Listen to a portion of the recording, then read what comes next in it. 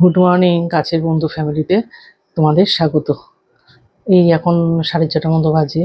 এই সব কিছু রেডি করে দিচ্ছি, মেয়ে স্কুলে যাবে তার তোড়জোড় চলছে। তো আমার ঠাকুরের ফুল আনা হয়ে গেছে। এবার মেয়ের টিফিন সব কিছু গুছিয়ে দিয়ে তারপরে তোমাদের সঙ্গে আসছে। আচ্ছা, একটু দেখিয়ে নিই তোমাদের আমি মেয়েকে কি টিফিন দিলাম। দেখো, দিয়েছি আজকে একটু ফল দিয়েছি, আপেল আর মোসাম্বি, একটু নিমকি দিয়েছি। এখানে আছে পরোটা,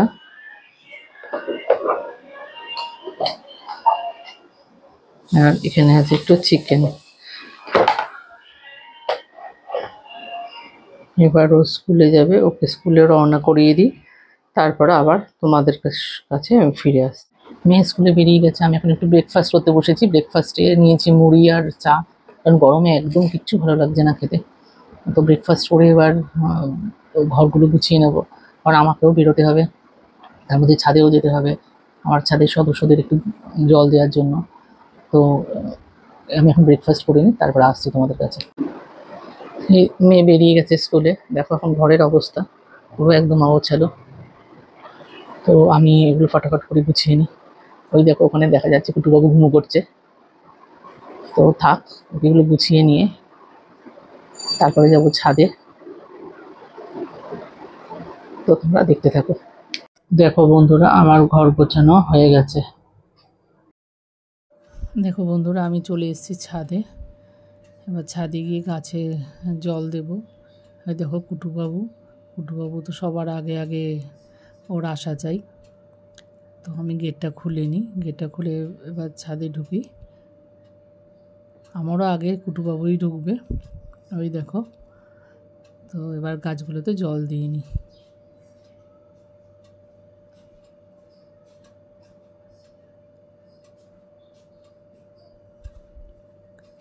দেখো, গাছগুলোতে জল দেওয়ার আগে একটা কাজ করি, আমি পাম্পটাকে ছেড়ে নিই।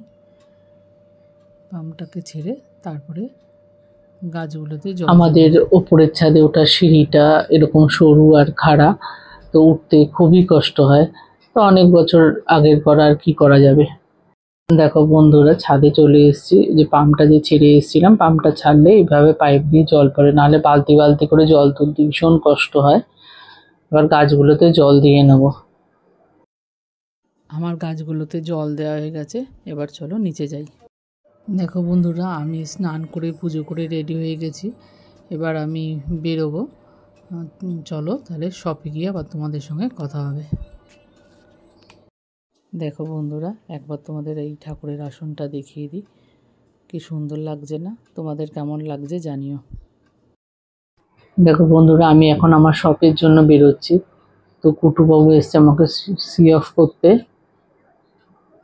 গুটু টাটা। টাটা কুটু, ভালোভাবে থাকবে, দুষ্টু করবে না একদম। আমি আবার রাত্রিবেলা আসবো। টাটা বাবা, ভালো থেকো, ভালোভাবে থেকো। দেখো বন্ধুরা, আমি কিভাবে শপে যাতায়াত করি ভাবলাম তোমাদের সঙ্গে শেয়ার করি। তো আমাকে শপে যেতে হলে দুটো রিক্সা আর একটা অটো যেতে হয়। তো এক পাশে আমি রিক্সা পাইনি, সেটা হেঁটেই এসেছি, আরেক পাশে রিক্সায় উঠে গেছি। দেখো কি মারাত্মক রোদ আর গরম, একদম টেকা যাচ্ছে না, অসহ্যকর পরিস্থিতি। রাস্তাঘাটও অন্যান্য দিনের তুলনায় অনেকটাই ফাঁকা। চলো তাহলে অফিসে যাই, তারপরে কথা বলছি। দেখো বন্ধুরা, আমার একটা রেড ভেলভেট চিজ কেকের অর্ডার আছে। তাই এটা স্পাঞ্জটা আমি আগেই বানিয়ে রেখেছিলাম, তোমাদের সঙ্গে শেয়ারও করেছিলাম সেই ভিডিওটা। তো এইটাকে ফার্স্ট স্পাঞ্জটাকে আমি 3 ভাগে ভাগ করে নেব। তারপরে এটাকে ক্রিম দিয়ে আইসিং করব। এই ক্রিমটা যেহেতু বুঝতেই পারছো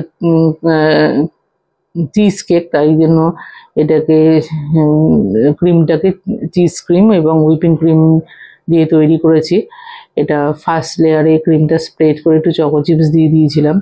এরপরে দেখো সেকেন্ড লেয়ারটা বসানোর পরে যে গ্যাপটা তৈরি হয়েছে, সেই গ্যাপটাকে আমি ক্রিম দিয়ে ফিল আপ করে নিচ্ছি। এটা যদি ফিল আপ না করা হয়, গ্যাপটা যদি থেকে যায়, তার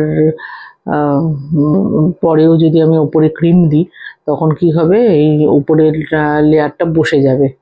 সেই জন্য কি করে আগে গ্যাপ ফিল আপ করে তার পরে উপরের লেয়ারটায় ক্রিম দেওয়া হয়। তো এই উপরের লেয়ারও ক্রিম স্প্রেড করে একইভাবে চকো চিপস দিয়ে নিলাম। তারপরও তার উপরের লেয়ারটা বসিয়ে দিয়ে একইভাবে গ্যাপটাকে আগে ফিল আপ করে নিয়ে এর উপরে ক্রিম দিয়ে দিলাম। তা এটা হচ্ছে গিয়ে ক্রাম কোড।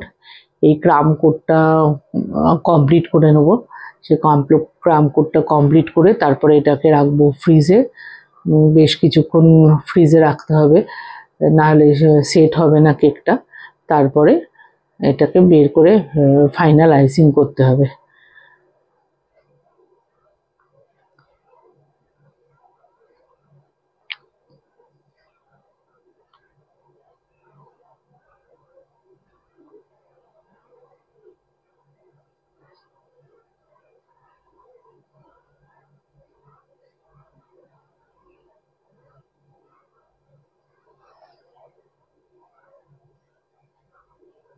দেখো বন্ধুটা আমার এটা কমপ্লিট হয়ে গেছে, এটা ফ্রিজে রেখে দিলাম। এটা সেই রেড ভেলভেট চিজ কেকটা, যেটার আমার অর্ডার ছিল। ফাইনাল আইসিংটা তোমাদের আর দেখানো হয়নি। তো এই কেকটা তোমাদের কেমন লাগলো জানিও। দেখো বন্ধুরা, আমি তোমাদের দেখাবো আমার যে রেড ভেলভেট চিজ কেকটা যেটার অর্ডার ছিল সেইটার কাস্টমার ফিডব্যাকটা। এটা আসলে একটা খুব বড় প্রাপ্তি। যদি কিছু জিনিস বানিয়ে কাস্টমারকে স্যাটিসফাইড করা যায়, তারপরে যে কাস্টমার যে ফিডব্যাকটা দেয়, ওটায় তখন মনটা অনেক ভালো হয়ে যায়। তোমাদের দেখাই।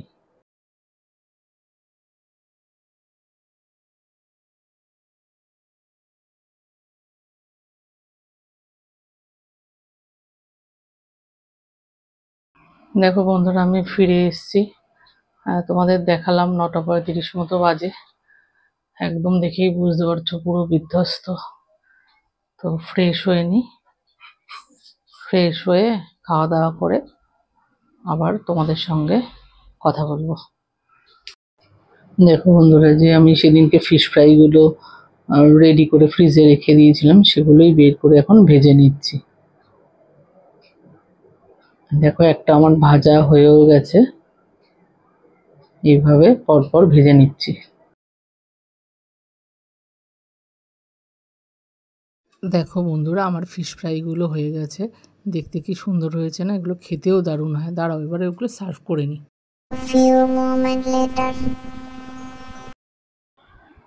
দেখো বন্ধুরা, আবার চলে এসেছি তোমাদের সঙ্গে কথা বলতে। তো যেমনটা দেখেছিল, অফিস থেকে এসে একটু ফ্রেশ হয়ে নিয়েছি, ফ্রেশ হয়ে ফিশ ফ্রাইগুলো ভেজে নিয়েছিলাম। আর তার সঙ্গে সঙ্গে আমাদের রাতে ডিনারও করা হয়ে গেছে, আর সমস্ত কিছু গোছগাছও হয়ে গেছে। এখন বসবো এডিটিংয়ে, তারপরে শোবো। তো আজকের ব্লগটা যদি ভালো লেগে থাকে বন্ধুরা, লাইক, কমেন্ট অ্যান্ড শেয়ার করো। আর আমার চ্যানেল কাছের বন্ধু অদিতিকে সাবস্ক্রাইব করো। তোমরা সবাই সুস্থ থেকো, ভালো থেকো। আবার দেখা হবে নেক্সট ব্লগে।